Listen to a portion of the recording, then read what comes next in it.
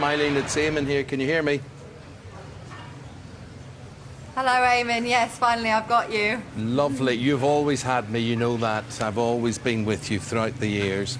Now, listen, this is an awful thing. I'm just trying to explain to the audience what you're doing out there, because this is a global campaign from Save the Children.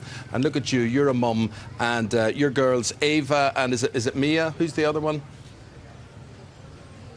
Hero, Ava and Hero. That's right, Hero. And they are, you know, well, I know one of them's 9, I think the other one's 7 or so. And this will really affect you as a mum, what you're here to talk about.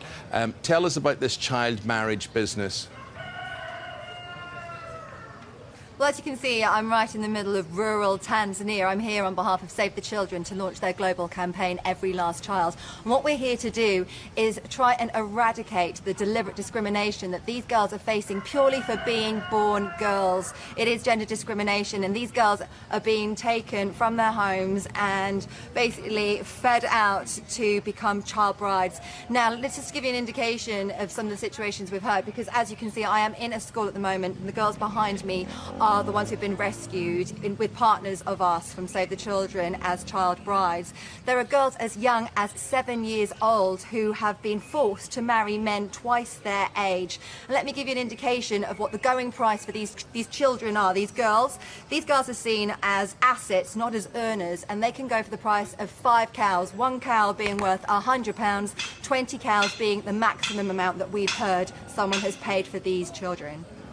Well, what on earth? I mean, we're all cringing hearing that. What can we do about it? What can anybody at home do about changing this? Well, we're doing the best that we can here on the ground, but if you would love to help us, and when we do need your help, this is going to take a global village to achieve, just head to our website, savethechildren.org.uk, and help us there. All the information is there. I mean, I'm seeing children here that are as young as 13, 14, that have had pregnancies beaten out of them. They've faced everything from sexual violation and violence and rape, the worst things that you can imagine that could possibly come with child marriage. Now, if this was in the UK, we would have outrage. If we were hearing about children being forced to marry men twice their age, it would be front page news. And yet, behind me, there are 68 girls that nobody has even heard of, which tells you globally, around the world, how many children is this happening to, purely because they're born women. Only got 20 seconds left, Mylene, but despite all of that, and despite the fact they've had to grow up and see things they shouldn't have to see so early in life, they're still smiling, they're dancing.